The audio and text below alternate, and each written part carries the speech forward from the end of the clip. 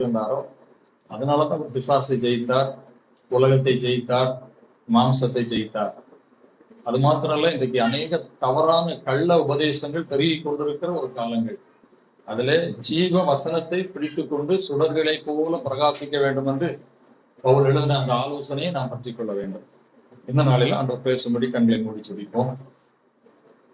பரிசுத்த நிறைந்த எங்கள் அன்பின் தகப்பனே, வசனம் கேட்கக்கூடாத ஒரு பஞ்சத்தை அனுப்புவேன் என்று சொன்னவர் இன்றைக்கும் அப்படிப்பட்ட ஒரு காலத்துக்குள்ளே நாங்கள் வாழ்கிறோம் ஐயா. உண்மையான சத்தியத்தின் சத்தத்தை கேட்பதற்கு அல்லது பேசுவதற்கு பஞ்சம் ஏற்பட்டுக் கொண்டிருக்கிற ஒரு நாட்கள். ஒரு சிறு கூட்டமாக இந்த இடத்துல விடப்படையில் கூடி வந்து சத்தியத்தை அறிந்து கொள்ள வேண்டும் என்று வாஞ்சியோடு அமர்ந்திருக்கிறதை கர்த்தர் அறிவீர். தாகமுள்ளவன் மேல் தண்ணீரை ஊற்றுவேன் என்று சொன்னது போல, யாரெல்லாம் சத்தியத்தை வாஞ்சிக்கிறார்களோ அவர்களுக்குத்தான் நம்முடைய சத்தியம் கிடைக்கும். ஆண்டவரே, நம்முடைய பிள்ளைகள் ஒவ்வொரு நாளும் உமது பாதத்திலே அமர்ந்து ஆவியானவர் மூலம் சத்தியத்தை கற்றுக்கொள்ளவும், இந்த இடத்திலே கூடி வரும்போதும் உம்முடைய சத்தியத்தை கற்றுக்கொள்ளவும் உங்களுடைய பிள்ளைகளுக்கு இருக்கிறதாகும். இந்த நாளிலும் நாங்கள் தியானிக்க போகிற உம்முடைய வார்த்தைகள் பரிசுத்த ஆவியானவர் மூலம் உம்முடைய பிள்ளைகளுக்கு விளங்கும்படி போதிக்கப்பட்டு அந்த ஆசீர்வாதத்தை பெற்று அனுபவிக்கத்தக்கதாக ஆவியானவர் உதவி செய்வீராக. இயேசுவின் நாமத்தில் ஜெபிக்கிறேன் பிதாவே. ரோமருக்கு எழுதின நிருபம் 12ஆம் அதிகாரம் 12ஆம் வசனத்தை வாசியுங்கள். ரோமர் 12:12. 11க்கு முடியும். அவசியமா நம்பிக்கையிலே சந்தோஷமா இருங்கள், உபத்திரவத்திலே பொறுமையாயிருங்கள், ஜெபத்திலே உறுதியாய் தரித்திருங்கள். கிறிஸ்தவ வாழ்க்கை என்பது இந்த உலகத்திலிருந்து ஒரு வேறுபட்ட வாழ்க்கை. இன்றைக்கு கிறிஸ்தவம் அந்த நிலையில இருக்கிறதா என்று சொன்னால் இல்லை என்றுதான் சொல்ல வேண்டும். மற்ற மக்கள் தெய்வத்தை தேடுகிறதற்கும் அல்லது இந்த உலகத்திலே அவர்கள் வாழ்கிற வாழ்க்கை நோக்கம் இவைகளுக்கும் ஆவிக்குரிய பிள்ளைகள் என்று அழைக்கப்படுகிற கிறிஸ்தவர்களுக்கும் வேறுபாடு உண்டு. நம்முடைய நோக்கம், நம்முடைய எதிர்பார்ப்பு, நம்முடைய லட்சியம் எல்லாமே இந்த உலகத்திலிருந்து மாறுபட்டது. உலக மக்கள் இந்த உலகத்தை சார்ந்து இந்த உலகத்திலே எல்லாவற்றையும் பெற்று அவர்கள் விரும்புகிறபடி வாழ்வதுதான் ஆசீர்வாதமான வாழ்க்கை என்று வாழ்கிற ஒரு உலகம். ஆனால் ஆவிக்குரிய ஒருவன் அல்லது கிறிஸ்தவன் அப்படிப்பட்டவன் அல்ல. பவுல் சொல்கிறார், நம்முடைய குடியிருப்பு பரலோகத்தில் இருக்கிறது, இங்க கிடையாது. எபிரேயர் சொல்லுகிறார், நிலையான நகரம் நமக்கு இங்கே இல்லை. அப்ப கிறிஸ்தவ வாழ்க்கை என்பது நாம் நித்தியமான ஒரு வாழ்க்கைக்காக பயணப்படுகிற ஒரு இடம் தான் இந்த உலகம். இந்த லக்கோடு வாழ்கிற கிறிஸ்தவ வாழ்க்கைக்கும் ஏதோ கிறிஸ்தவர்களா இருக்கிறோம் என்று வாழ்கிற வாழ்க்கைக்கும் வேறுபாடு உண்டு. இன்றைக்கு பெரும்பாலான விசுவாசிகளா இருக்கட்டும், ஊழியர்களா இருக்கட்டும், இந்த லக்கோடு வாழ்கிறதும் அல்ல, இந்த லக்கோடு மக்களை வழிநடத்துகிறதும் அல்ல. அது மங்கி மறைக்கப்பட்டு போய்விட்டது. ஆனால் இந்த நிறுவனங்கள் எல்லாம் ஏன் கொடுக்கப்பட்டது? ரட்சிக்கப்பட்ட ஒவ்வொரு தேவனுடைய பிள்ளையும் இந்த உலகத்திலே அவன் நித்தியத்துக்கு பயணம் பண்ணுகிற இந்த வாழ்க்கையிலே அவன் எப்படி வாழ வேண்டும் என்பதற்கான எச்சரிப்புகள், ஆலோசனைகள், நமக்கு வருகிற உபத்திரவங்களிலே ஆறுதல்கள், தேர்வுகள் எல்லாம் நிறுவனங்களாக கொடுக்கப்பட்டது அன்றைக்கு ஆவிக்குரிய சபைகளுக்கு. இன்னைக்கு அவைகளை எல்லாம் கிறிஸ்தவர்கள் மறந்து போய்விட்டார். அவர்களும் மற்றவர்களை போல இந்த உலகத்துல நான் நல்லா இருக்கணும், ஆண்டவரை நான் ஆசீர்வதிக்கணும், இந்த உலகத்து மக்களை போல மேன்மையாய் வாழ வேண்டும், இந்த லக்கோடு தான் தேடுகிறார்கள். இந்த லக்கோடு தான் பெரும்பாலான ஊழியங்களும் நடைபெறுகிறது. அதனாலதான் பிலிப்பியருக்கு எழுதின நிருபத்திலே பவுல் மிகுந்த வேதனையோடு ஒரு காரியத்தை எழுதுகிறார். பிலிப்பியருக்கு எழுதின நிருபம் 3ஆம் அதிகாரம் 18ஆம் வசனத்திலிருந்து வாசியுங்கள். 17ஆம் வசனத்தையும் வாசிங்க, அப்ப புரியும். சகோதரரே, நீங்கள் என்னோட கூட பின்பற்றுகிறவர்களாகி நாங்கள் உங்களுக்கு வழிகாட்டுகிறபடி நடக்கிறவர்களை மாதிரியாக நோக்குங்கள். பவுல் சொல்கிறார், நாங்க எப்படி நடக்கிறோம், நாங்கள் உங்களுக்கு என்ன வழியை காட்டுகிறோம், அதை பின்பற்றுகிற மக்களை பார்த்து நீங்க நடங்க.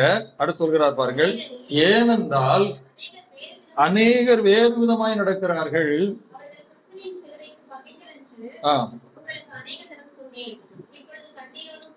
அநேகம் தரம் சொன்னேன். சில சத்தியங்களை திரும்ப திரும்ப போதித்து கொண்டே இருக்க வேண்டும். அது மறக்கப்படவே கூடாது. அதை தான் நான் அடிக்கடி சொல்கிறேன். நம்முடைய நோக்கம், நம்முடைய லக்கு, நம்முடைய எதிர்பார்ப்பு, நம்முடைய வழி எல்லாமே வேற. ஏனென்றால் நாம் நித்தியத்தை நோக்கி பயணம் பண்ணுகிறவர்கள். இதை நான் போகிற இடத்துல அடிக்கடி சொல்லுவேன். இங்கே பவுல் சொல்கிறார், நான் அநேகம் தரம் சொன்னேன், கண்ணீரோடு சொன்னேன். ஏனென்றால் வாசிங்க, அவர்கள் சிலுவைக்கு பகஞ்சராய் இருக்கிறார்கள். அவர்களுடைய முடிவு அழிவு, அவருடைய தேவன் வயிறு, அவருடைய மகிமை, அவருடைய லட்சையே, அவர்கள் பூமிக்கு அடுத்தவைகளை சிந்திக்கிறார்கள். ஆகவே இப்படிப்பட்ட வாழ்க்கை வாழ்கிறவர்களுக்கெல்லாம் இது அவசியம் இல்லை. ஆனால் உண்மையான ஆவிக்குரிய வாழ்க்கை வாழ்கிறவர்களுக்கு இந்த நிருபத்தில் எழுதப்பட்ட ஆலோசனைகள் எல்லாம் ரொம்ப அவசியம். அதுலயும் ரோமாபுரி சபைக்கு இந்த 12ஆம் அதிகாரத்திலே அநேக காரியங்களை எழுதுகிறார் பவுல். அதுல ஒரு வசனம் தான் 3 ஆலோசனைகளை கொடுக்கிறார். உண்மையான ஆண்டவருடைய பிள்ளைகளுக்கு அவர்கள் தொடர்ந்து முன்னேறி செல்வதற்கு நம்பிக்கையிலே சந்தோஷமாயிருங்கள், உபத்திரவத்திலே பொறுமையாயிருங்கள், ஜெபத்திலே உறுதியாய் தரித்திருங்கள். சந்தோஷமா இருக்க வேண்டும் என்பதுதான் எல்லாருக்குமே ஆசை. யாராவது போய் நான் அழுதுகிட்டு இருக்கணும், துக்கத்துல இருக்கணும், கவலையில இருக்கணும் விரும்புவாங்களாம்? எப்போதும் சந்தோஷமாய் தான் இருக்க வேண்டும். அதனாலதான் பவுல் பிரிப்பிற்கு எழுதுகிறார், கர்த்தருக்குள் எப்பொழுதும் சந்தோஷமாயிருங்கள், சந்தோஷமாயிருங்கள் என்று மறுபடியும் ரிப்பீட் பண்ணி சொல்றேன் அப்படிங்கிறார். அப்ப எப்பொழுதும் சந்தோஷமா இருப்பது சாத்தியமான காரியமா அப்படின்னு சொன்னா நிச்சயமா இல்லை. ஏன்னா நம்முடைய வாழ்க்கையில நமக்கு விருப்பமானவைகள், நம் மனதுக்கு பிரியமானவைகள் நடக்கும்போது சந்தோஷமா இருக்கும். நமக்கு எதிரானவைகள், நாம் விரும்பாதவைகள் நிகழும் போது நமக்கு துக்கம் வந்துவிடும். அப்ப எப்படி எப்பொழுதும் சந்தோஷமா இருக்க முடியும்? அதற்கு தான் அவர் எழுதுகிறார், ஆண்டவருடைய பிள்ளைகள் எப்பொழுதும் சந்தோஷமா இருப்பதற்கு நம்பிக்கையிலே சந்தோஷமா இருங்கள். சில நேரங்களிலே சந்தோஷத்துக்குரிய சூழ்நிலைகளோ காரியங்களோ நமக்கு இல்லாமல் இருந்தாலும் நீங்கள் நம்பிக்கையிலே சந்தோஷமா இருங்கள். நம்பிக்கையில சந்தோஷமா இருக்கிறது என்ன?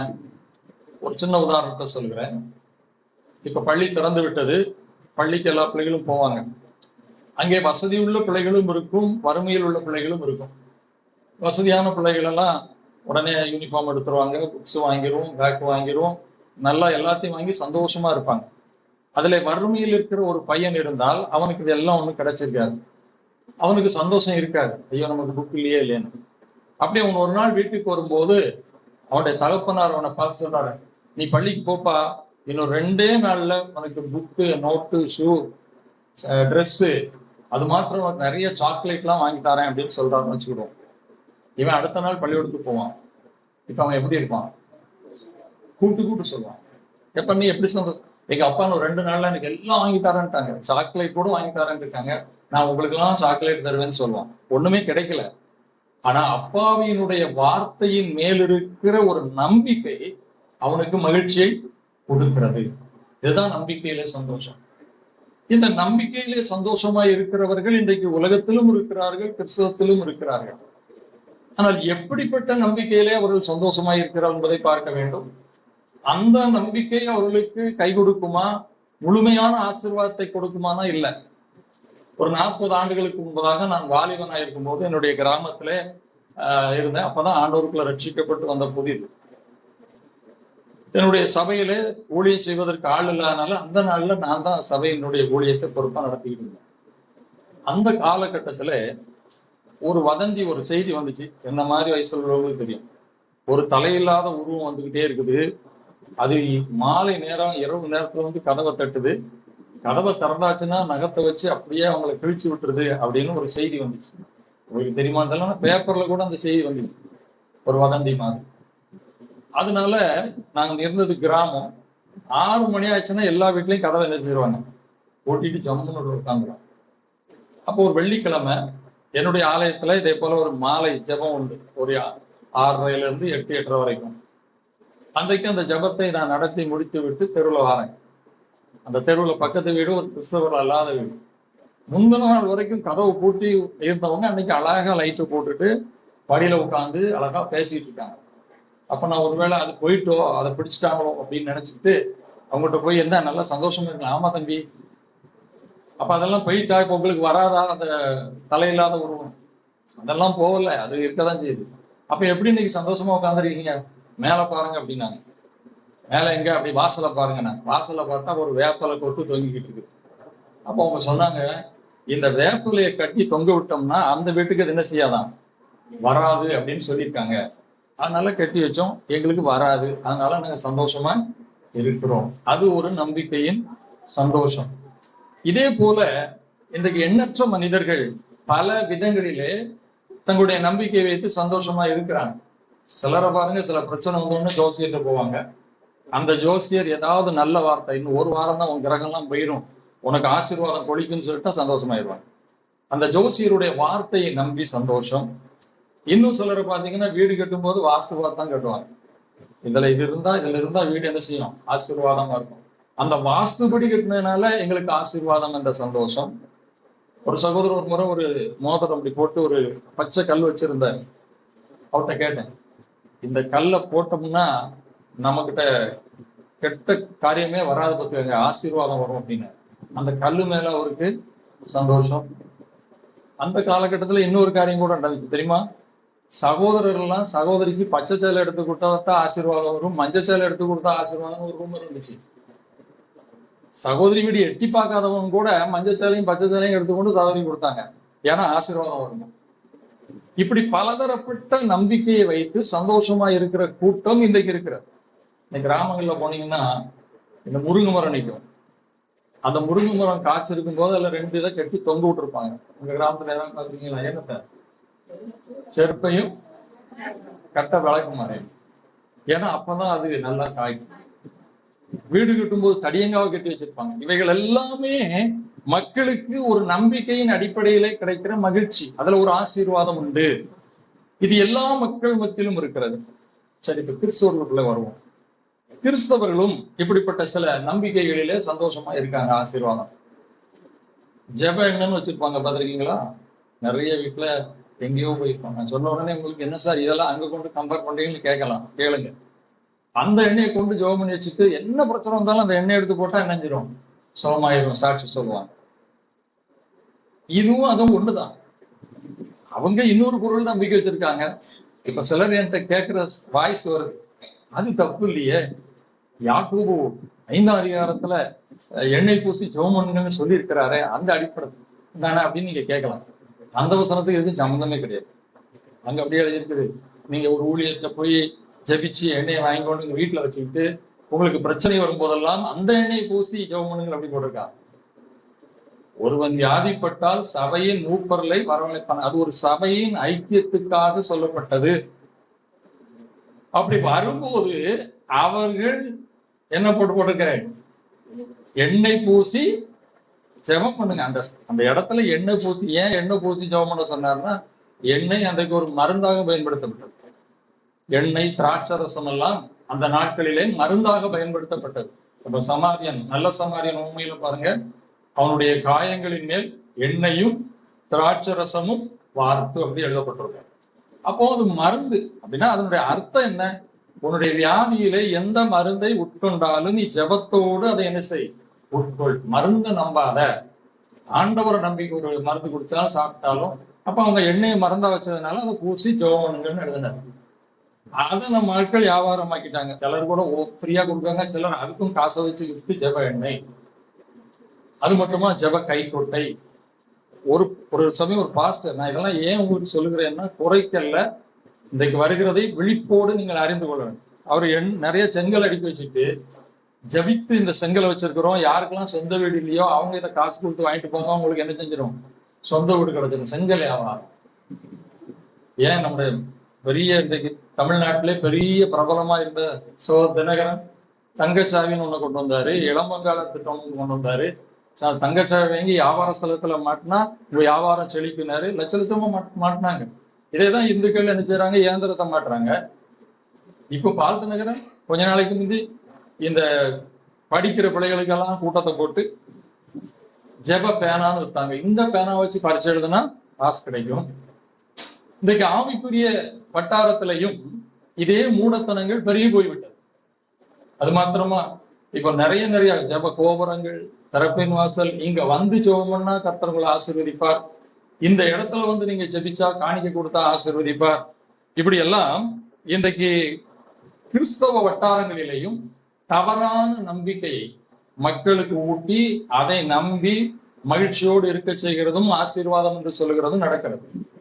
எந்த ஒரு பொருளின் மேலோ, எந்த ஒரு இடத்தின் மீதோ, எந்த ஒரு நபரின் மீதோ நம்பிக்கை வைத்து சந்தோஷமா இருக்கும்படி வேதம் சொல்லவில்லை. இன்னும் சிலர் எடுத்துட்டீங்கன்னா பணத்தின் மேல ஒரு நம்பிக்கை இருக்கும். பணம் என்கிட்ட நிறைய இருக்குதுப்பா, நான் பணத்தை வச்சு எல்லாத்தையும் சாதிச்சிருவேன், பணம் கொடுத்தா யாருனாலும் வருவாங்க. நான் ஒரு ஊர்ல இதே போலதான் சக ஊழியராக இருக்கும், அது கிறிஸ்தவர் தான், அவர் கொஞ்சம் வசதி உள்ளவர். அங்கேயும் நான் இதே மாதிரிதான் செய்தி கொடுப்பேன். அப்ப நான் டீச்சரா இருந்தேன்.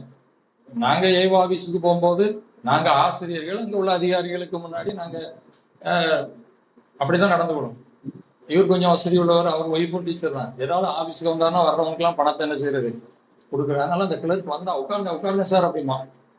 நாங்க கிளர்கிட்ட போனா உட்கார மாட்டோம், ஏன்னா நாங்க வழக்கமான டீச்சர்.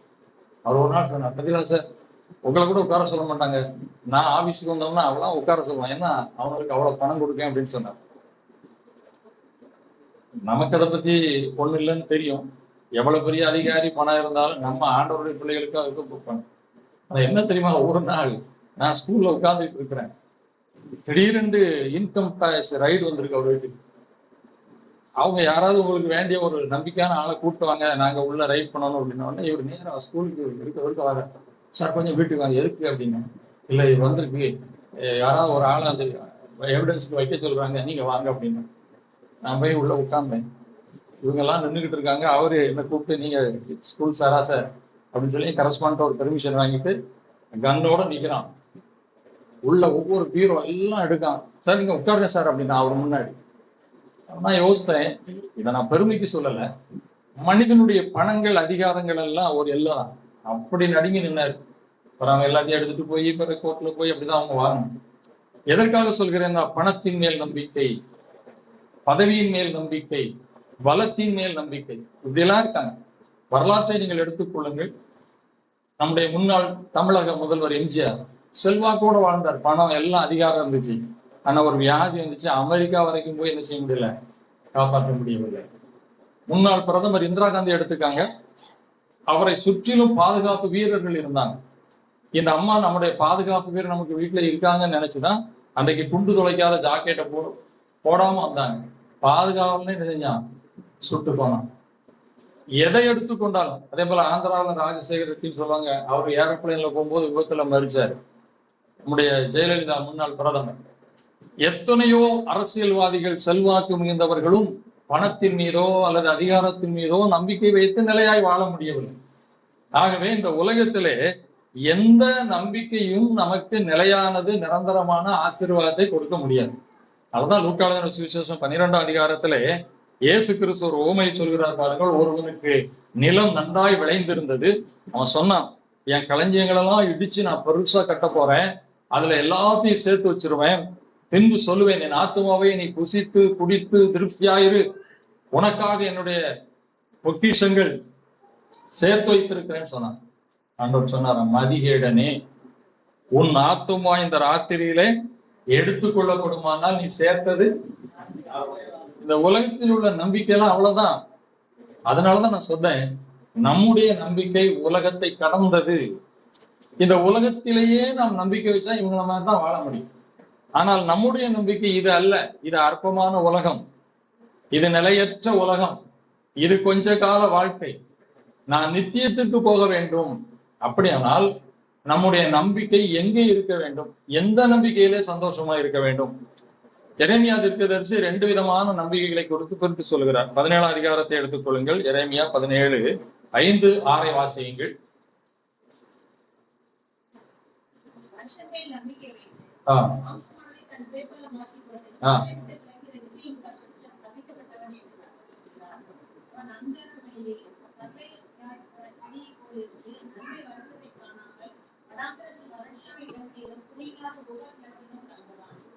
பாருங்க, மனுஷன் மேல, பொருள் மேல, இன்க்ளூடு ஊழியக்கார மேல, ஒரு ஊழிய இடத்தின் மீது எங்க நீங்க நம்பிக்கை வச்சாலும் அந்த நம்பிக்கை நமக்கு எப்போதும் வெற்றியை கொடுக்காது. இப்ப நம்ம நம்பிக்கை எங்க இருக்க வேண்டிய 7:8 சொல்கிறார் பாருங்கள். 7ஆம் வசனம் 8ஆம் வசனம். கர்த்தர் மேல் நம்பிக்கை வைத்து கர்த்தரை தன் நம்பிக்கையாய் கொண்டிருக்கிற மனுஷன் பாக்கியவான். அவன் தண்ணீர் அண்டையில் நாட்டப்பட்டதும் கால்வாய் ஓரமாக தன் வேர்களை விடுகிறதும் உஷ்ணம் வருகிறதை காணாமல் இலை பச்சையாய் இருக்கிறதும் மழை தாழ்ச்சியான வருஷத்திலும் அழகாக சொல்கிறார். இந்த உலகம் சார்ந்த நம்பிக்கையினுடைய விளைவு என்ன, கர்த்தர் மேல் ஒரு மனிதன் நம்பிக்கை வைத்து வாழும் போது வருகிற விளைவு என்ன என்பதை சொல்கிறார். அதனாலதான் 9ஆம் அதிகாரம் அதே எரேமியா 9:23 சொல்கிறார், ஞானி தன் ஞானத்தை குறித்து மேன்மை பாராட்ட வேண்டாம், ஐஸ்வர்யவான் தன் ஐஸ்வர்யத்தை குறித்து மேன்மை பாராட்ட வேண்டாம், பலவான் தன் பலத்தை குறித்து மேன்மை பாராட்ட வேண்டாம். அந்த வசனம் வாசிங்க, எரேமியா 9:23.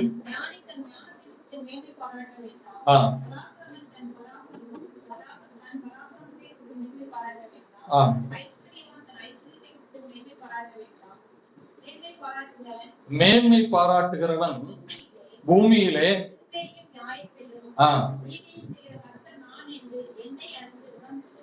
கர்த்தரை அறிந்து உணர்ந்திருக்கிறதை குறித்தே மேன்மை பாராட்ட வேண்டும்.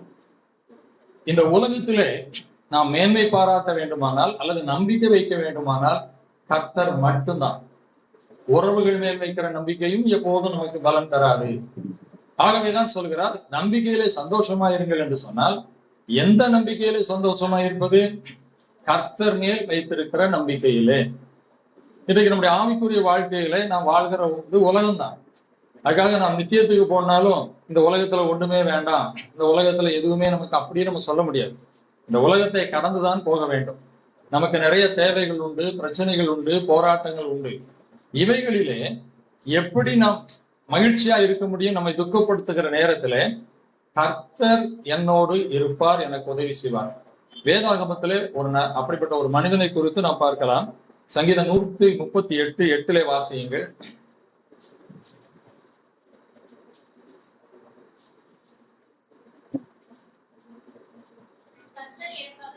கர்த்தர் எனக்காக யாவையும் செய்து முடிப்பார். இது யார் சொன்னது? யார் சொன்னது? தாவீது சொன்னது. இந்த தாவீதுடைய வாழ்க்கையை நீங்க பாத்தீங்கன்னா உண்மையிலேயே அவன் சொன்னபடியே வாழ்ந்தவன். கர்த்தர் எனக்காக, அவன் எங்க அப்பா எனக்காக செய்வாங்க, எங்க அண்ணன் செய்வாங்க, அல்லது அவங்க செய்வாங்க, இது ஒண்ணுமே சொல்ல. எனக்காக கர்த்தர் எல்லாவற்றையும் செய்து முடிப்பார்.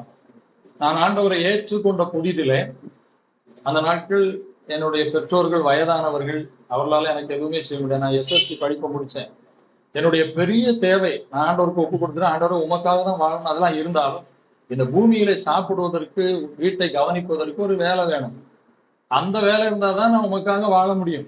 யாரிடத்திலும் போய் கையேந்திட்டு இருக்கக்கூடாது, எனக்கு ஒரு வேலை வேணும். அப்ப நான் என்ன நினைப்பேன், தெரிஞ்சவங்ககிட்ட ஓடி ஓடி ஓடி ஓடி போய் ஒவ்வொரு நாளுமா போய் எனக்கு ஒரு வேலை பார்த்தாங்கன்னு கேட்டுட்டே இருப்பேன். ஒரு நாள் எனக்கு ரொம்ப, எங்க ஊரை சேர்ந்தவர் தான், வேண்டியவர் தான், ரொம்ப பரியாசமா ஒரு மாதிரி பேசிட்டேன். அன்னைக்கு எனக்கு 22 வயசு இருந்து 23 வயசு. என்னுடைய ஊர் இங்கதான், பாளையங்கோட்டையில இருந்து பஸ் ஏறி என்னுடைய ஊர் செயலூர் பக்கம் நாட்டாருங்க. அதுல இறங்கி 1 கிலோமீட்டர் ஊருக்குள்ள நடக்கணும். அப்படி இறங்குற அந்த வார்த்தை அப்படி இருக்கு. நான் ஆண்டவர்கிட்ட ஜெபிக்கிறேன், ஆண்டவரே உண்மைதானே நான் நம்பி வந்தேன், உம்முடைய பிள்ளை தானே, இப்படி இவங்ககிட்ட போய் இவ்வளவு பரியாசம் பண்ணா அப்படி கண்களிலே கண்ணீர் ஒடிக்கும். அப்படியே நடந்து ஒரு பைக் போயிட்டு வீட்டுல ஏறும் போது அன்னைக்கு டிவி எதுவுமே கிடையாது. ஒரு 4-5 பத்திரிகைகளே என் வீட்டுக்கு வரும். ஒரு போஸ்ட்மேன் ஒரு பத்திரிகை என் கையில கொடுத்துட்டு போனோம். அதுல இந்த வசனம் இருந்தது, கர்த்தர் எனக்காக யாவையும். உடனே ஆண்டவர் என் கூட பேசுறார், எங்க போவேன், யார்கிட்ட ஒண்ணும் கவலைப்படாத, உனக்காக நான் எல்லாத்தையும் செய்வேன். உடனே உட்கார்ந்து அந்த வசனத்தை சொன்னது யாரு, அது என்ன சொன்ன அப்படியே ஆராய்ச்சி பார்க்க ஆரம்பித்தேன். அப்ப ஒரு செய்தியே அதுல உருவான. அப்ப ஆண்டவர் சில காரியங்களை பேசுறாரு, இந்த போல நீ வாழ்ந்தியன்னா உன் மரணம் வரைக்கும் உனக்காக எல்லாவற்றையும் தான் நான் தான் செய்வேன், நீ யார்கிட்டையும் போக வேண்டியதில்லை. எதுவுமே எனக்கு நடக்கல, ஆனா இந்த வார்த்தை என் உள்ளத்துக்குள்ளே ஒரு மகிழ்ச்சியை, சந்தோஷத்தை கொண்டு வந்தது. என்ன ஆண்டவர் பார்த்துக்கிட்டு ஆண்டவர் செய்வார். அந்த வசனம், நான் அந்த வாக்கு தத்துவம் என்பது இந்த 1ஆம் தேதி போய் அங்க அது இல்லை. இப்படி நீங்கள் ஜெபிக்கும் போது உங்களுடைய சூழ்நிலையிலே கர்த்தர் உங்களுக்கு கொடுக்கிற வார்த்தை தான் வாக்கு தத்துவம். அது அப்படியே அப்ப எங்க வீட்டு, எனக்கு சொந்த வீடு கிடையாது, வாடகை வீடு, பீரோல எழுதி ஒட்டி வச்சேன். அப்பப்ப அதை பார்ப்பேன், ஜெபம் பண்ணுவேன். அப்புறம் சொந்த வீடு கட்டும் போது அதே வசனத்தை என் வீட்டுல மேல எழுதி வச்சேன், சாயரபுரத்துல. இப்ப அந்த வீடை வித்துட்டேன். இப்ப இங்க வந்து வீடு கட்டி இருக்கிறேன், அதே வார்த்தையை எழுதி வச்சிருக்கிறேன். ஏன்னா அது ஒரு அடையாளம். ஏன்னா நான் பிரசங்கம் பண்ணுவது சும்மா ஏதோ அவங்களுக்கு என் வாழ்க்கையில என்ன அனுபவிக்கிறேனோ அதைத்தான் சொல்லிக் கொடுக்கணும்.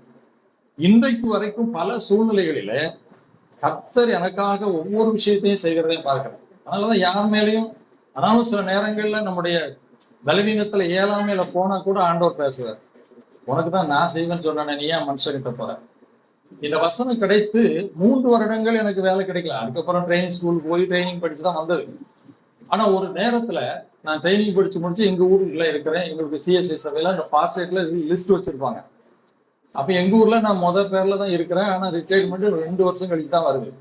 அப்ப 2 வருஷம் கழிச்சுதான் எனக்கு வேலை கிடைக்கும். இதான்.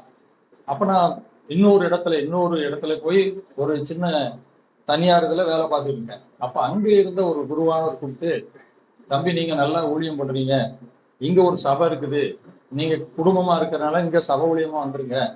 எங்க பாஸ்டேட்ல 2 பிள்ளைகள் தான் லிஸ்ட்ல இருக்காங்க. ஆனா நீங்க சபை ஊழியரா வரும்போது உங்களை முதல் லிஸ்ட்ல வச்சிருவாங்க. இன்னும் ஒரு 2 மாசத்துல வேலை வருது, ரிட்டையர்மெண்ட் வருது, வேலை உங்களுக்கு கிடைக்கும் அப்படின்னு சொன்னாரு. நான் அவர் சொன்னதை நம்பி போகல. ஜெபம் பண்ணேன், கர்த்தருடைய வழிநடத்தல இருந்து போயிட்டேன். அங்க போய் ஜாமான்லாம் வச்சு உட்கார்ந்த உடனே அந்த கமிட்டி வரும்போது அந்த 2 பிள்ளைகள் இருக்குமே லிஸ்ட்ல அவங்க விடுவாங்களா சும்மா? இவர் இப்பதான் இங்க வந்திருக்காரு, இந்த ஐயர்வாள் அவரை கூட்டிட்டு வந்துட்டாரு, அப்படிலாம் வேலை கொடுக்க கூடாது, 3வது கொண்டு வைங்க அப்படின்ட்டாரு. அப்புறம் லிஸ்ட் 3வது போது அங்க 2 போஸ்ட் தான் இருக்கு. அப்புறம் ரிட்டையர்மெண்டே கிடையாது. அந்த குருவானவர் பதறி போயிட்டார். பாவங்க தம்பி, அங்க இருந்தவங்களையும் கூப்பிட்டு நமக்கு எடுத்துட்டோமே, தம்பி நீங்க அங்கேயே இருந்துக்காங்க, இங்க வராதாங்க, இவங்க இப்படி பண்ணிவிட்டாங்க. நான் அதான் சொன்னேன், ஐயா நான் அதை நம்பிலாம் வரல, இனிமே அங்கெல்லாம் போக முடியாது. கர்த்தர் நம்பி வந்திருக்கிறேன், தந்தா கிடைக்கும், இல்லாட்டா வேற வழியை தரப்பார் அப்படின்னு. நிறைய பேர் அங்க நான் ஒரு லீவ் பிளேஸ் பாக்குற ஸ்கூல்ல டீச்சர்ஸ் எல்லாம், தம்பி நல்ல தம்பி, பாவம் இப்படி பண்ணிட்டாங்களே இப்படிலாம் அனுபவப்பட்டாங்க. ஒன்னும் படாதுங்க டீச்சர், நான் வந்தது கர்த்தரை நம்பி. அவர் தரன்னா தருவாரு, இல்லைன்னா இந்த இடத்துக்கு வேற இடத்துக்கு கொண்டு போவார், ஏதாவது செய்வார். அப்பதான் சொன்னேன். அதே மாதிரி அப்பாயின்மெண்ட் வந்துச்சு, பிள்ளை போட்டு கொடுத்துட்டாங்க. 2 தான், இன்னும் 1 தான் இருக்கு. திடீர்னு ஒருவர் இறந்து போய்விட்டார், ஒரு இடம் காலியாச்சு, அதுலதான் எனக்கு வேலை கிடைச்சது. அப்பதான் யோசிப்பேன், கர்த்தர் நமக்காக செய்து முடிப்பாங்க. யாரையும் நம்பல, கர்த்தர் மேல் அந்த நம்பிக்கை வைத்ததுனால. அது மட்டும் இல்ல, அதுக்கப்புறம் என் வாழ்க்கையில எவ்வளவோ சமூகம் டிரான்ஸ்பர், எதுவுமே கர்த்தரையே நம்பி வாழ்ந்தேன். இந்த தாவீது அந்த வசனத்தை எழுதுகிறதனுடைய அர்த்தம் தான். தாவீதினுடைய வாழ்க்கையை நீ யோசிச்சு பாருங்க. அவன் சும்மா சொல்லல. நீங்க வாசிங்கள 71ஆம் சங்கீதத்துல அப்ப கூட அவன் சொல்லுவான், கர்த்தராகிய ஆண்டவரே நீரே என் நோக்கமும், என் சிறு வயது தொடங்கி சின்ன வயசுலயே அவன் கர்த்தர் மேல விழுந்துட்டான். இன்னும் நீங்க 22ஆம் சங்கீதத்தை வாசித்து பாருங்க, என் தாயின் கற்பத்தில் இருக்கும் போதே உங்களுடைய சார்பில் விழுந்தேன்மா, என் தாயின் கருவிலேயே உடைய கண்கள் கண்டதுமா, பிறந்ததுல இருந்தே அவன் அறிவு தெரிந்ததுல இருந்தே கர்த்தரை தான் அவன் நம்பினான். அதனாலதான் காடுகள்ல ஆடு மேய்க்கும் போது அவன் கர்த்தரையே சார்ந்துதான் இருந்தான். கோலியாத் வரும்போது கூட பாருங்க, எல்லாரும் பயந்து பயந்து ஓடும் போது இவன் மட்டும் தைரியமா இருக்கிறான். எப்படி நிற்கிறான்? சவுல் கேட்கிற, எப்ப சின்ன பையன், அவன் பெரிய யுத்த வீரன். அப்ப அவன் சொல்றான், அதெல்லாம் எனக்கு தெரியாது, நான் காடுல ஆடு மேய்க்கும் போது சிங்கம் வந்துச்சு, கரடி வந்துச்சு, கர்த்தர் எனக்கு என்ன செஞ்சாரு? உதவி செய்தார். அதே போலதான் இந்த பெலிஸ்தேன் இருப்பான். கோலியாத்தை எதிர்கொள்ளும் போது கூட அதான் சொல்லலாம், நீ நிந்திக்கிற இஸ்ரவேலின் ராணுவங்களின் சேனைகளுடைய தேவனாகிய கர்த்தருடைய நாமத்துல நான் வர்றேன், என் பலத்துல வரலப்பா, கர்த்தர் எனக்காக யாவை செய்து முடிப்பார் என்று எழுதுனது தாவீது சும்மா ஒரு கவிதையா எழுதல, அவன் வாழ்க்கையின் அனுபவத்துல எழுதுனது. அவன் அப்படி இருக்கும்போது கூட பாருங்க, காட்டுல ஆடு மேய்ச்சிட்டு இருக்கான். சாமுவேல் ராஜாவாய் தெரிந்து கொள்ள வேண்டும் என்று சொல்லி அந்த தாவீதினுடைய வீட்டுக்கு வருகிறான். அப்ப அவனுடைய அப்பா மூத்த மகன் அனுப்புதான், எல்லாரையும் அனுப்பிட்டான். ஆனா ஆண்டவர் சொல்ல, இவன் யாரையும் என்ன செய்யல, தெரிந்து கொள்ளவில்லை. நியாயத்துக்கு அப்பா என்ன செஞ்சிருக்கணும், இன்னொரு பையன் இருக்கான் அவனை அனுப்புறேன்னு சொல்லியிருக்கணும். அவன் சொல்லல. சாமுவேல் தான் கேட்கிறாரு, என்னப்பா உனக்கு குமாரர் இவ்வளவுதானா, உன் குமாரில ஒருவனை தானே ஆண்டவர் தெரிந்து கொள்வேன்னு சொன்னாரு, நீ எல்லா குமாரனையும் அனுப்பிட்டேங்க அப்படிங்க. அப்புறம் தான் சொல்றான், இல்ல இல்ல இல்ல இன்னொருதான் இருக்கான், எங்க இருக்கான், ஆடு மேய்ச்சிக்கிட்டு இருக்கிறான். தகப்பனுக்கு கூட இவன ராஜாவை ஆண்டவர் தெரிந்து கொள்வாருங்கிற நம்பிக்கை இல்லை. ஆனால் கர்த்தர் அவனை ஆற்றிலிருந்து எடுத்துக்கொண்டு வந்து ராஜாவாய் அபிஷேகம் பண்ணினார். அதன் பின்பு ஒவ்வொரு இடத்துலையும் கர்த்தர் தாவீதுக்கு உதவினதை நம்ம பார்க்க முடியும். அதனாலதான் அவன் எழுதுகிறான், கர்த்தர் எனக்காக யாவையும் செய்து முடிப்பார். அப்ப நம்முடைய நம்பிக்கையின் சந்தோஷம் என்பது மற்ற எதையும் அல்ல, என் ஆண்டவர் எனக்காக எல்லாவற்றையும் செய்வார். கர்த்தர் மேல நான் நம்பிக்கை வச்சிருக்கிறேன். அதனால எனக்கு முன்னாடி இருக்கிற இந்த பிரச்சனைகளோ அல்லது தேவைகளோ இந்த காரியங்களோ எனக்கு துக்கத்தை கொடுத்தாலும் நிச்சயமா என் ஆண்டவர் எனக்கு செய்வார் என்ற நம்பிக்கையின் சந்தோஷத்தை தான் ஆவிக்குரிய வாழ்க்கையிலே இங்கே பவுல் எழுதுகிறார். அதனாலதான் நம்பிக்கையிலே சந்தோஷமாயிருங்கள். இன்றைக்கு நம்முடைய வாழ்க்கையில பின்னால எதிர்காலத்தை குறித்த பிரச்சனைகள் ஏராளம் நமக்கு முன்னாடி நிற்கலாம். இது எப்படி சாத்தியமாகும்? நாம் ஆண்டவர் மேல மட்டும் நம்பிக்கை வச்சோம்னா கர்த்தர் கட்டாயமாய் நம்மை கைவிட மாட்டார். வேதத்துல நீங்கள் வாசித்தால் இந்த தாவீது நிறைய வசனங்களை சொல்கிறார். சங்கீதம் 16:8 வாசிங்க.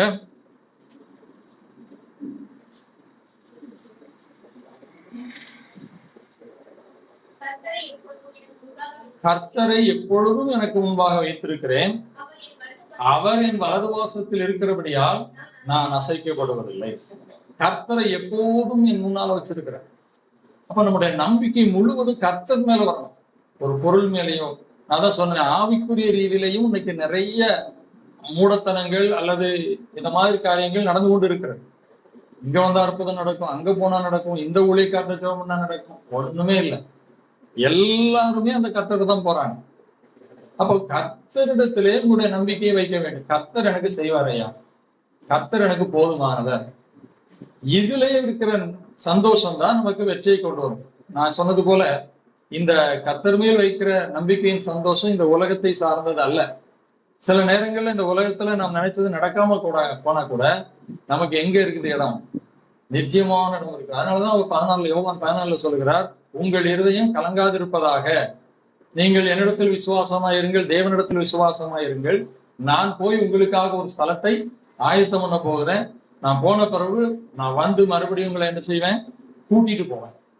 எல்லா நேரங்களிலேயும் நாம் கர்த்தர் மேல் வைத்த நம்பிக்கை இருந்தாலும் சில விஷயங்கள் நடக்காமல் போனாலும் நமக்கு ஒரு மேலான நம்பிக்கை உண்டு. இது ஒண்ணும் பெரிய விஷயம் அல்ல, என் தேவன் போதுமானவர், எனக்கு நித்திய வாழ்க்கையை இங்கே வைத்திருக்கிறார். அதனாலதான் இன்னொரு வசனத்தையும் பவுல் ரோமர்ல எழுதுகிற 8:28 அன்றியும் அவருடைய தீர்மானத்தின்படி அழைக்கப்பட்டவர்களா இடத்தில் அன்பு கூறுவதற்கு சகலமும் நன்மைக்கு ஏதுவாக நடக்கும்.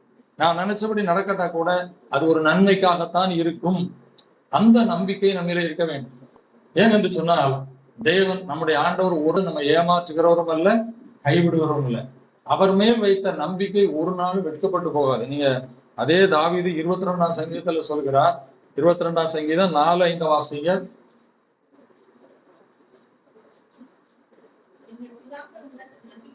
எங்கள் பிதாக்கள் உம்மிடத்தில் நம்பிக்கை வைத்தார்கள், நம்பின அவர்களை நீர் விடுவித்தீர், உம்மை நோக்கி கூப்பிட்டு தப்பினார்கள், அவர்கள் வெட்கப்பட்டு போகல.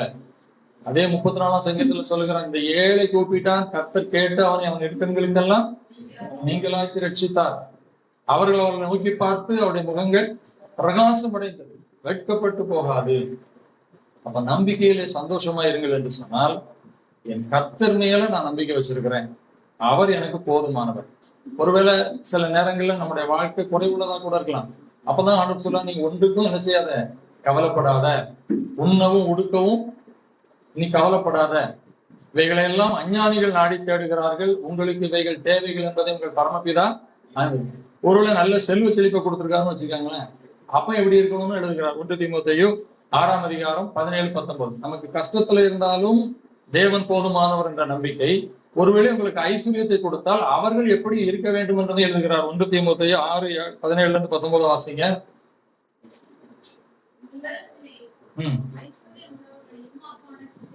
இவ்வுலகத்தில் ஐஸ்வர்யம் உள்ளவர். ஒருவேளை நீங்க ஆவிக்குரியவர்களாய் இருந்து உலக ஐஸ்வர்யத்தை கொடுத்தா எப்படி இருக்கணும்? இருமாப்பான சிந்தை உள்ளவர்களாய் இராமல், நல்ல கவனிங்க, அந்த ஐஸ்வர்யத்தின் மேல என்ன செய்யாத, நம்பிக்கை வைக்காமலும், நாம் அனுபவிப்பதற்கு சகலவிதமான நன்மைகளையும் அவர் மேல நம்பிக்கை வைக்கவும், நன்மை செய்யவும், நற்கிரியைகளில் ஐஸ்வர்யமாகவும்,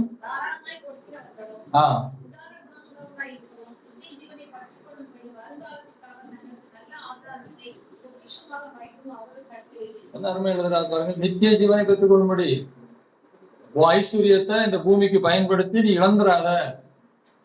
அதனாலதான் ஐஸ்வர்யவான்கள் தேவனுடைய ராஜ்யத்துக்குள் பிரவேசிப்பது அரிதுன்னாரு. இன்னைக்கு ஐஸ்வர்யங்க கடவுள் தரமாட்டாரோ? ஐயா கொடுக்கிறார் கொடுக்கல, அதை பத்தி பிரச்சனை இல்லை. நீ ஐஸ்வர்யம் இருந்தா இதை விட எச்சரிக்கையா இருக்கும். அதாவது சமபூமியில நடக்கிறதுக்கும் ஒரு ஒண்டியான இடத்துல நடக்கிறது வித்தியாசம் இருக்கா இல்லையா? ஆனாலும் இந்த பூமியில ஐஸ்வர்யமான என்ன ஆண்டவர் வச்சுட்டான்னு ஒரு ஆவிக்குரியவன் சொன்னா ரொம்ப ரொம்ப கவனமா இருக்கணும். அந்த ஐஸ்வர்யத்தை உனக்கு வைக்கவோ, நீ ஆடம்பரமா செலவழிக்கவோ, நீ பெருமை அடைவதற்கு அதை என்ன செய்யக்கூடாது, மற்றவங்களுக்கு கொடுக்கணும். அது மேல நம்பிக்கை வைக்காத. இப்படி இருந்தாதான் ஐஸ்வர்யம் பரலோகத்துல போக முடியும், ரட்சிக்கப்பட்டவன். ஆகவேதான் அவர் எழுதுகிறார், எந்த நிலையிலும் நீ ஆண்டவர் மேலதான் நம்பிக்கை வைக்கணும்.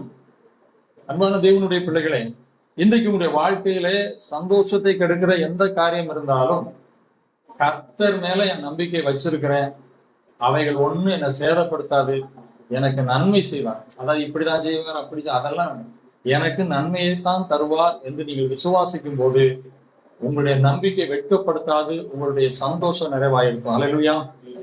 இதைத்தான் வேதம் சொல்கிறது, நம்பிக்கையிலே சந்தோஷமாயிருங்க. ஆனால் ஒரு முக்கியமான விஷயம், ஆண்டவர் மேல நம்பிக்கையில நம்ம சந்தோஷமா இருக்கணும்னா நம்ம ஒரு காரியத்தை செய்யணும். 1 யோவான் 3ஆம் அதிகாரம் 3ஆம் வசனத்தை வாசிங்க.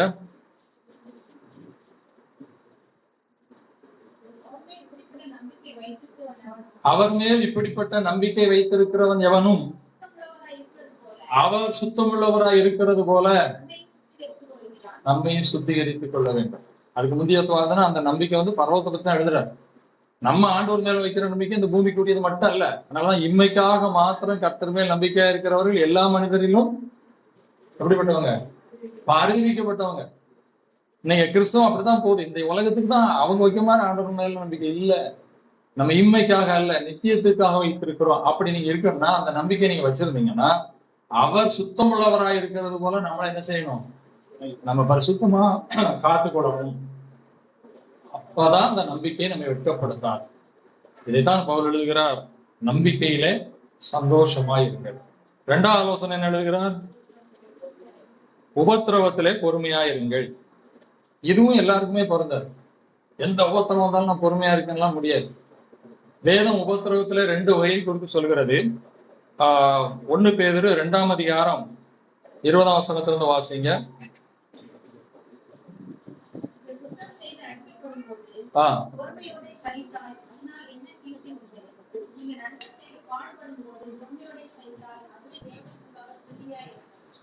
அங்க 2 காரியம் சொல்றாரு. குற்றம் செய்யும் போது பாடு வந்துச்சுன்னா, உபத்திரம் வந்துச்சுன்னா நான் பொறுமையா இருக்கேன்னா ஒரு பிரயோஜனமும் இல்லை. நன்மை செய்து உபத்திரம் வரணும். அந்த பேதுரு அதை 4ஆம் அதிகாரத்திலையும் திரும்ப எழுதுகிறார். 4ஆம் அதிகாரம் 15ஆம் வசனத்தை வாசிங்க. 1 பேதுரு 4:15.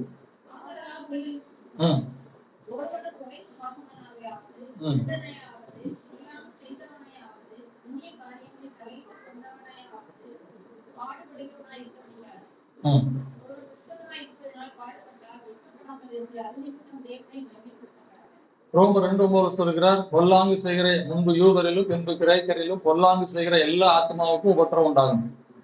அப்போ உபத்திரவம் 2 நிலைகளிலே வருகிறது. ஒன்று நம்முடைய தவறுகளின் மூலம் வருகிற உபத்திரவம். இதுல நான் பொறுமையா காத்திருக்கேன்னா அங்க பலன் இல்லை. அங்க நம்ம மனம் திரும்பணும், சரி பண்ணணும். இயேசு ஒரு உவமையை சொன்னார். லூக்கா 18-15 அதிகாரத்துல ஒரு இளைய குமாரன், அவன் தகப்பனை விட்டு என்ன செஞ்சுட்டான், விழிஞ்சு போயிட்டான், ஆசையை அழிச்சான், மனம் போல வாழ்ந்தான். கடைசியில ஏழ்மையை பந்திக்கு தவட சாப்பிடக்கூடிய நிலம் வந்துட்டு அங்க உட்காந்துட்டு இளையகுமாரன், ஐயோ எனக்கு உபத்திரம் வந்துட்டு, நான் பொறுமையா உட்கார்ந்துருப்பேன், கடவுள் என்ன விடுவிப்பார் அப்படின்னு சொன்னா விடுவில கிடைக்குமா? அது அவன் திரும்பி வரணும். தகப்பனை விட்டு பிரிந்து போய்விட்டான், மனம் போல வாழ்ந்தான், அதனால வந்த உபத்திரம். அதனாலதான் அங்க எழுதுகிறார், ஐயோ நான் இன்னும் எங்க போவேன், என் தகப்பனிடத்துல போவேன். அப்போ நம்ம தவறு செய்து வருகிற உபத்திரவங்கள், நம்ம ஏதாவது ஆசைப்பட்டு இச்சையினால அல்லது நம்முடைய தவறுனால வருகிற ஒரு உபத்திரம் வந்துச்சுன்னா அங்க பொறுமையா இருந்தாலும் நடக்காது. நாம் மனம் திரும்பி வர வேண்டும். அந்த உண்மையில கூட பாருங்க, முதல்ல சொல்லுவாரு, ஒருவள் 10 வெள்ளிக்காசுல ஒரு காசை தொலைச்சிட்டா தேடி எடுத்தாள். அப்புறம் ஒரு ஆட்டை தொலைச்சா தேடி போனான். ஆனா இளையகுமாரனுக்கு அப்பா தேடி போனாரா? போகல. அவன் தான் வரணும். அறியாமல் இருக்கிற மக்களுக்கு தான் தேவன் தேடி போவார். அறிந்த பிறகு நாம் தவறு செய்தால் நாம் தான் திரும்பி வர வேண்டும். ஆகவே அவன் திரும்பி வருகிறான், அவர் ஏற்றுக்கொள்கிறார். ஆகவே உபத்திரவம் என்பது நாம் தவறு செய்கிற வருகிற உபத்திரவம். இந்த தாவீதை கூட பாருங்க, அவ்வளவு அருமையா இருந்த தாவீது கூட பத்சேபாள் விஷயத்திலே பாவத்துல விழுந்து போயிட்டான். அப்ப பாருங்க, அவன் கதறுகிறான், ஆண்டவரே 50ஆம் சங்கீதத்தை வாசித்து பாருங்க, இந்த ரட்சிப்பின் சந்தோஷத்தை திரும்பவும் எனக்கு என்ன செய்யணும் தரணும் ஆண்டவரே, கதறுகிறான். அவன் தான் திரும்பி வந்தான். அப்ப ஆண்டவருடைய பிள்ளைகளாகிய நாம் இன்றைக்கு உலகத்திலே பலவிதமான ஏதுக்கள் இருந்து நம்ம இழுக்க பார்க்கிறது.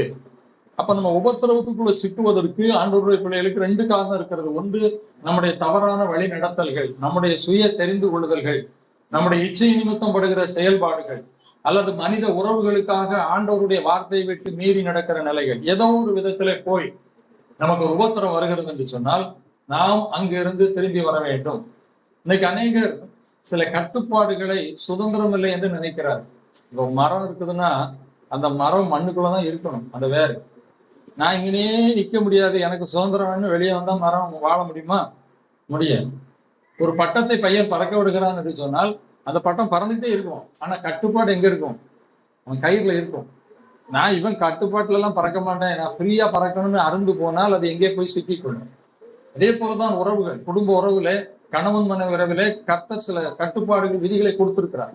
இன்னைக்கு அநேக குடும்பத்துல மனைவிகள், நான் என்ன பெண்ணான அடிமையா, நான் என் இஷ்டத்துக்கு சுதந்திரத்துக்கு அலையணும் அப்படின்னு அலையும் போது அங்கே பிரச்சனை வருகிறது. அல்லது கணவன், நான் தான் எல்லாத்துக்கும் தரம், உண்மைதான், அதுக்காக என் இஷ்டப்படிதான் போவேன், யார் ஆலோசனை கேட்க மாட்டேன்னு அங்க பிரச்சனை. இன்னைக்கு அநேக பிள்ளைகள் பெற்றோருடைய கட்டுப்பாட்டை வெறுக்கிறபடியினால், நான் இஷ்டம் போல வாழ்கிறேன் என்கிறபடியினால் அநேக துன்பத்துக்கு ஆளாகிறார். தேவன் சில ஒழுங்குகள், கட்டுப்பாடுகளை கொடுத்திருக்கிறார். எல்லாவற்றுக்கும் மேலாக நாம் தேவனுடைய வார்த்தைக்குள்ளே அடங்கி இருக்க வேண்டும். அதுதான் சுதந்திரம். என் இஷ்டம் போல வாழ்கிறேன் என்பது சுதந்திரம் அல்ல. இந்த இளைய குமாரன் அப்படி போய்தான் சுதந்திரம் என்ற நிலையிலே தான் பெரிய ஆபத்தை சந்தித்தான். இன்னைக்கு அநேக பிள்ளைகள் இந்த செல்போன், இன்ஸ்டாகிராம் அல்லது இந்த வாட்ஸ்அப் இப்படிப்பட்ட இந்த காரியங்களிலே சிக்கி வாழ்க்கை சீரழித்துக் கொண்டிருக்கிறார்கள். ஒரு பெற்றோருக்கு அடங்கி இருப்பதுதான் பிள்ளைகளுக்கு கற்றுக் கொடுத்த ஒரு சுதந்திரம். ஆகவே சுதந்திரம் என்பது தேவனுக்கு கீழ்ப்படிந்து வாழ்கிற வாழ்க்கை தான். கிறிஸ்தவ வாழ்க்கை அதுதான். எப்படி வேண்டாலும் வாழ்கிறது கிறிஸ்தவ வாழ்க்கை இல்லை, இப்படித்தான் வாழ வேண்டும் என்பதுதான் கிறிஸ்தவ வாழ்க்கை. ஆகவே உபத்திரவம் என்பது நம்மால் தேடிக்கொள்கிற உபத்திரவம். இப்ப நம்ம ஆண்டவருடைய பிள்ளைகளா இருந்தா கூட ஆண்டவரே சில சிக்ஷைகளை கொடுத்து இழுக்கிறார். நீங்க சங்கீதம் 119:71 வாசிங்க. நான் உபத்திரவப்பட்டது நல்லது, அதனால் உங்களுடைய பிரமாணங்களை கற்றுக்கொள்கிறேன் அப்படின்னு சொல்றார்.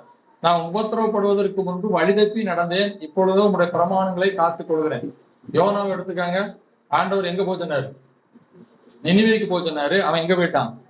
இப்ப கடல்ல என்ன வந்துட்டு? காற்று, உபத்திரம். இப்ப யோனா அங்க உட்காந்து ஜெபம் பண்ணாலும் அற்புதம் நடக்காது. அவன் என்ன செய்யணும்? திரும்பி வரணும், ஆண்டவர் சொன்ன வார்த்தைக்கு கீழ்ப்படிய வேண்டும். அதனாலதான் எபிரேயர் நிருபத்திலே ஆண்டவருடைய பிள்ளைகளுக்கு ஒரு ஆலோசனை கொடுக்கிறார் பாருங்கள். எபிரேயர் 12ஆம் அதிகாரம் 5ஆம் வசனத்திலிருந்து வாசிங்க. கர்த்தருடைய சிட்சையை அற்பமாக எண்ணாதே, அவரால் கடிந்து கொள்ளப்படும் போது சோர்ந்து போகாதே.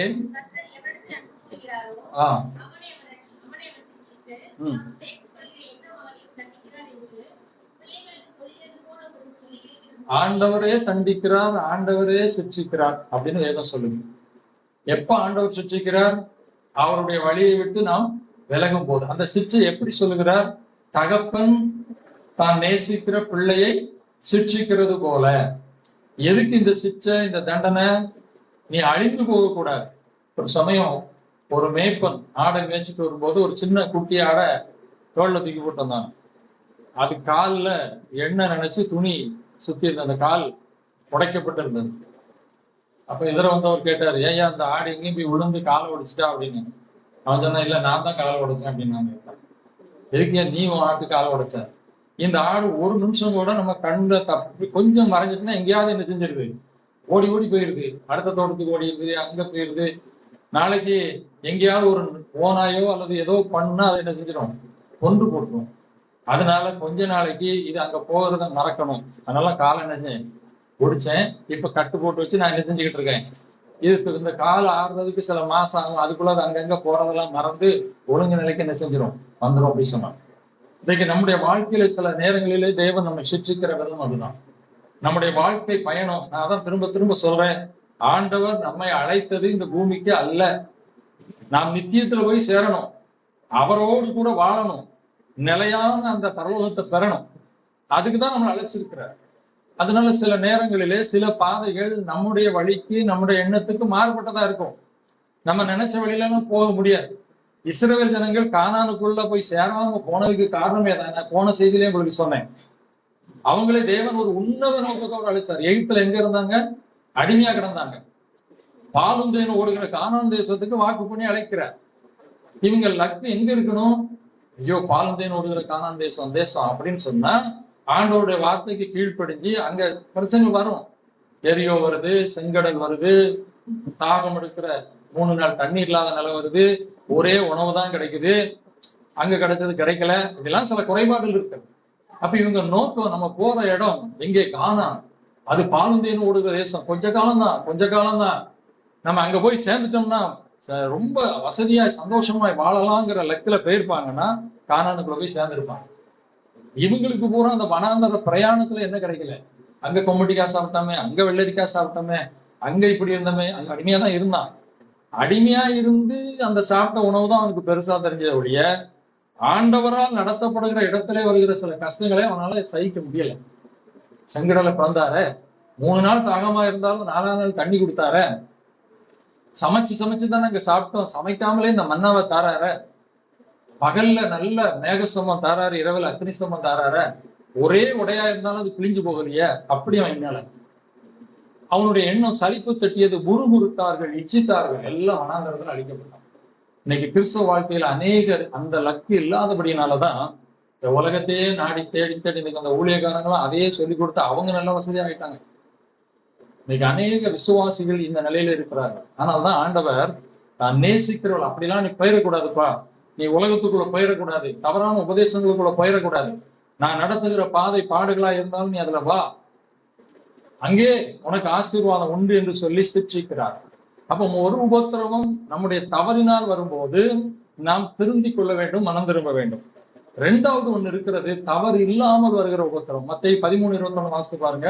இயேசு கிறிஸ்து விதைக்கிறவனுடைய ஓமையை சொல்லும் போது வசனத்தின்படி உபத்திரவம் வரும்போது அப்படின்னு எழுதுகிறார். அப்ப இந்த வசனத்தின்படி உபத்திரவம் யோவான் 16:13-33 பாருங்க. உலகத்திலே உங்களுக்கு உபத்திரவங்கள் உண்டு, ஆனாலும் கடன்கொள்ளும். அப்போ நம்ம நீதியாய் கர்த்தருக்கு பயந்து வாழ்ந்தாலும் இந்த உலகத்துல உபத்திரம் உண்டு. ஏன் தெரியுமா? இந்த உலகம் நமக்கு சாதகமானது கிடையாது. நம்ம உலகத்தை எதிர்த்து தான் வாழ்கிறோம். இயேசு சொன்னார், நான் உலகத்தான் அல்லாதது போல நீங்களும்.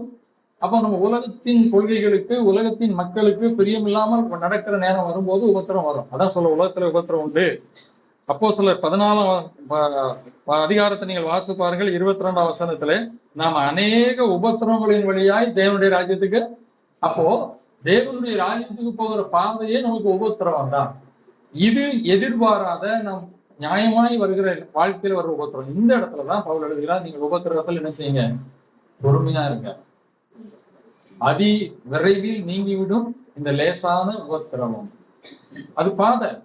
நீங்க பாருங்க, அப்போஸ்தலர் 14 அப்படிதான் சொல்றோம். இந்த மாதிரி உங்களை அப்படி வச்சிருவோம் அப்படிலாம் பவுல் சொல்ல. சீசருடைய மனதை திடப்படுத்தி ஸ்ட்ரென்தன் பண்ணி நாம் அநேக உபத்திரம் வழியாய் தேவனுடைய ராஜ்யத்துக்குள்ள போகணும்.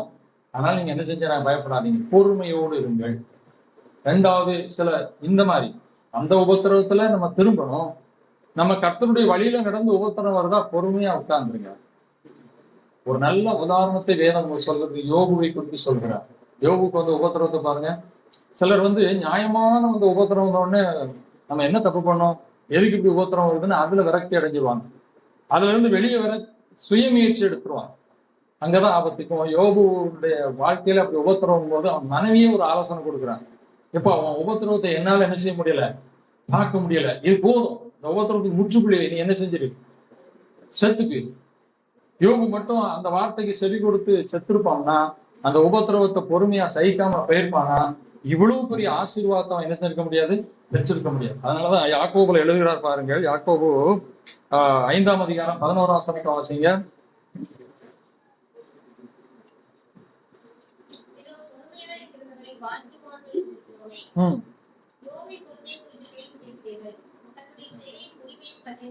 யோபுதான் உதாரணமா காட்டுற. யோபுவின் பொறுமை, என்ன பாடு வந்தாலும் என் மேல சுரண்டிக்கிட்டே இருக்கிறேன், உபத்திரவம் தாங்க முடியல.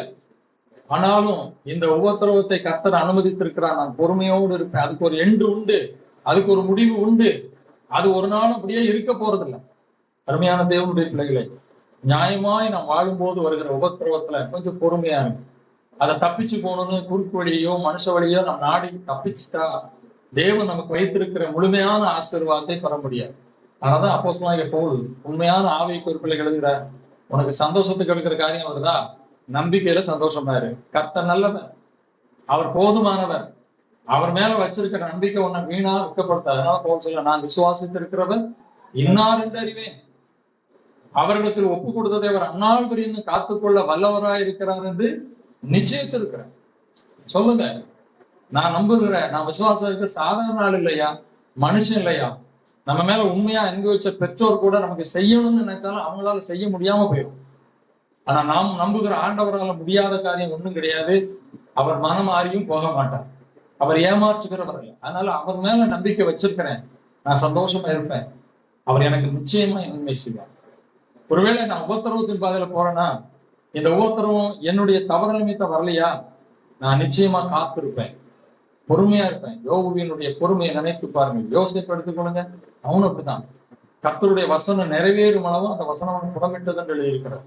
ஆகவே உபத்திரவத்தில பொறுமையான, கடைசியாக அவர் சொல்கிறார், ஜெபத்திலே உறுதியாய் இருக்கிறது. இந்த ரெண்டையும் செய்யணும்னா இதுதான் முக்கியம். ஜெபத்துல உறுதியா இல்லைன்னா நீங்க நம்பிக்கையிலையும் சந்தோஷமா இருக்க முடியாது, உபத்திரவத்திலையும் பொறுமையா இருக்க முடியாது. நான் போன செய்தியிலேயே சொன்னேன், நீங்கள் தனித்து ஒவ்வொரு நாளும் ஆண்டவருடைய பாதத்துல உங்களுடைய ஜெப வாழ்க்கையை ஸ்ட்ரென்தன் பண்ணிக்கொள்ள வேண்டும். அதுதான் இந்த ரெண்டுலையும் நம்ம நிக்க வைக்கும். ஜெபிக்காம தேவ உறவு இல்லாம, அதான் சொல்றாரு, சும்மா ஜெபிக்குன்னு சொல்ல, ஜெபத்திலே உறுதியாய் தரித்திருங்கள். யாக்கோபு எடுத்துக்கொள்ளுங்கள், பயங்கரமான இக்கட்டு வருகிறது, எல்லாத்தையும் தூரப்படுத்தினான். பெஞ்சாதி பிள்ளைங்க சொத்து எல்லாம் வச்சுட்டு தனித்து தேவ சமூகத்துக்குள்ள வந்து யாப்போ காற்றங்கரையில போராடினார். ஆண்டவரே, நீர் என்னை ஆசீர்வதித்தாலுடைய உம்மை போக விட மாட்டேன். ஜெபத்திலே உறுதியாய் தரித்திருக்கிறான். ஆண்டவரே, எனக்கு இந்த உபத்திரவம் இருக்குது, இந்த பிரச்சனை சந்தோஷத்தை கெடுத்துட்டு இருக்குது, நான் நம்பிக்கையில சந்தோஷமா இருக்கணும், உபத்திரவத்துல பொறுமையா இருக்கணும் அப்படின்னா நீங்கள் ஜெபத்திலே உறுதியாய் தரித்திருக்க வேண்டும். தானியேலை எடுத்துக்கொள்ளுங்கள், அவன் ஜெபத்திலே உறுதியானவன். அந்த பழைய ஏற்பாட்டு காலப்படி இன்னைக்கு கூட முஸ்லீம் கரெக்ட் டைமுக்கு என்ன செஞ்சிருவாங்க, தொலைப்பிடுவாங்க. என்ன நம்ம கூட அப்படி போக முடியும், நீ போங்க, கடைக்கு போனாலும் போட்டு போயிடுவாங்க, நீ நில்லையா இருக்கன்னு போனா போன, அவங்க அந்த அளவுக்கு இருக்காங்க. தானியேல் அப்படிதான் பழைய ஏற்பாட்டுல இன்னமும் 3 வேளை எருசலேமுக்கு நிறைய அவன் அந்நிய தேசத்துல போய் அடப்பட்டுட்டான். இப்ப அவனுக்கு ஜெபிக்க இந்த எருசலேம் தேவாலயம் இல்லை, அதனால எருசலேமுக்கு நேராய் பலகனியை திறந்து வச்சு 3 வேளை ஜெபிக்கிறான். அவனை அழிப்பதற்கு பயன்படுத்திய ஆயுதமே அதான். இவன் கடவுளை தேடி ஜெபிக்கிறான். இதுலதான் வேற எந்த குற்றத்தையும் அவனால கண்டுபிடிக்க முடியல. ஏன்னா அவனை எப்படியாவது மாட்டி விட்டு கொல்லணுங்கிறது அவனுடைய எதிரியுடைய சூழ்ச்சி. குற்றம் கண்டுபிடிக்க வழியில நேரம் ராஜாட்ட போனா ராஜாவுக்கே தெரியாம ஒரு கட்டளை ஏற்றிட்டான். ஒரு 30 நாளைக்கு ராஜாவே மற்ற இடத்துல இருக்க மாதிரி உண்மை தவிர வேற யாரையும் நேசிக்கூடாது. ராஜாவுக்கு தானியேல் மேல பிரியம், நீங்க வேற ரொம்ப நேசிச்சான். ஆனா இது தெரியாது, தந்திரமா சரி அப்படின்னு சொல்லி அவன் கையெழுத்து போட்டு கொடுத்துட்டான். வேதம் சொல்கிறது, அந்த பத்திரத்துக்கு கையெழுத்து வைக்கப்பட்டது என்பதை அறிந்த பின்பும் தானியேல் என்ன பண்ணா, எந்த ஜபத்தின் மேல குற்றம் பிடிச்சாங்களோ அந்த ஜபத்தையே அவன் விட மாட்டேன்ட்டான், உறுதியாய் தரித்திருந்தான். நான் ஜபத்தை நிறுத்த மாட்டேன்பா.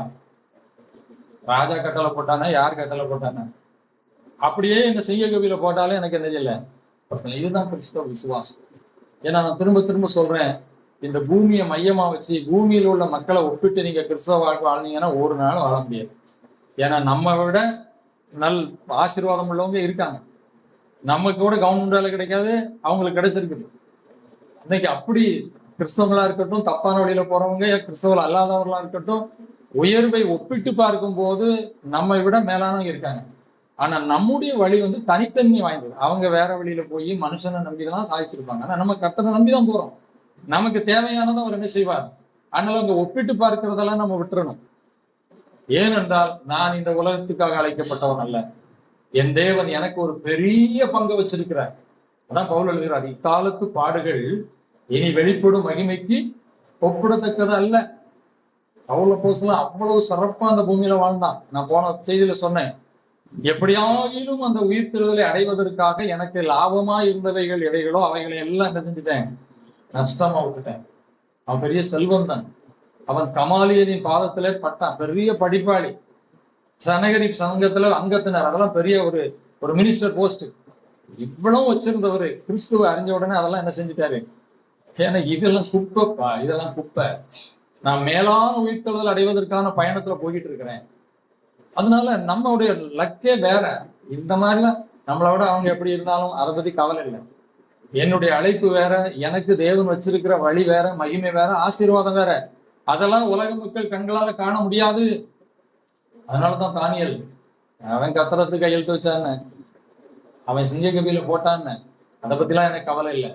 நாம் பத்திரத்துக்கு கையெழுத்து வைக்கப்பட்டது என்று அறிந்த பின்பும் முன்பு செய்தது போல தானியேல் என்ன செஞ்சான், ஜெபம் பண்ணினான். ஜெபத்திலே உறுதியாய் கருத்தினான். இயேசு கிறிஸ்துவோட வாழ்க்கையை பாருங்க, அவர் ஜெபத்துல உறுதியா இருந்தார். அவ்வளவு பெரிய ஊழியத்தை செஞ்சா கூட இரவில தனித்து போய் ஜெபிக்கிறார், மலையில போய் ஜெபிக்கிறார். ஏன்? அந்த ஜெப வாழ்க்கை தான் இந்த உலகத்திலே நம்மை காப்பாற்ற முடியும். அந்த ஜெப வாழ்க்கை தான். இன்னைக்கு நிறைய பேருக்கு கூடி கூடி ஜெபிக்கிறாங்க. இந்த ஊழியக்காரங்க வேலையை அந்த கூட்டம் இந்த கூட்டம் இப்படி போட்டு போட்டு இங்க வாங்க, இந்த நாள் இத்தனை நாள் போட்டு மக்களை அங்க வச்சு ஜெபிச்சு முடிச்சாச்சு. இல்லை என்பானவர்களே, நீங்களும் தெய்வனும் தனித்த உறவிலே உறுதியாய் கருத்திருந்தால் தான் இந்த வாழ்க்கை வாழ முடியும். அது ஆணி வேர் போன்றது. ஒரு மரத்துக்கு ஆணி வேர் எவ்வளவு முக்கியமோ அது மறைவாதான் இருக்கும். ஒரு மரம் செழிப்பா இருக்குன்னா வெளியே தான் தெரியும், ஆனா உள்ள இருக்கிற ஆணி வேர் தான் அதுக்கு காரணம். அதே போலதான் அவர் சொல்கிறார், நீ மறைவாய் ஜெபம் பண்ணு, அந்தரங்கத்துல ஜெபம் பண்ணு, வெளியரங்கமா உனக்கு என்ன செய்யும், பதில் வரும். ஜெபத்திலே உறுதியாய் தரித்திருங்கள். பேதுருவை பிடிச்சு சிறைச்சாலையில போட்டாங்க. அந்த சபையார் ஊக்கமா என்ன செஞ்சாங்களாம், ஜெபம் பண்ண. ஜெபத்தை நிறுத்தக்கூடாது. சில நேரம் நம்ம நம்பினதுக்கு பாதகமா கூட நடக்கலாம், பரவாயில்ல. தானியேல் ஒரு வேளை இப்படி எல்லாம் கையில் வைக்க போறாங்கன்னு செய்தி தெரிஞ்சிருக்கலாம், ஆனா ஜெபம் பண்ணா, வச்ச பிறகு ஜெபம் பண்ணான். பாதகமா இருந்தா பரவாயில்ல, எதுவா இருந்தாலும் பரவாயில்லை. என் தேவன் சர்வ வல்லமை உள்ளவர். ஜெபத்திலே உறுதியா. நல்ல அருமையான ஒரு ஆலோசனை ஆவிக்குரிய வாழ்க்கையிலே இந்த பவுல் ரோமாபுரியாருக்கு எழுதுகிறார்.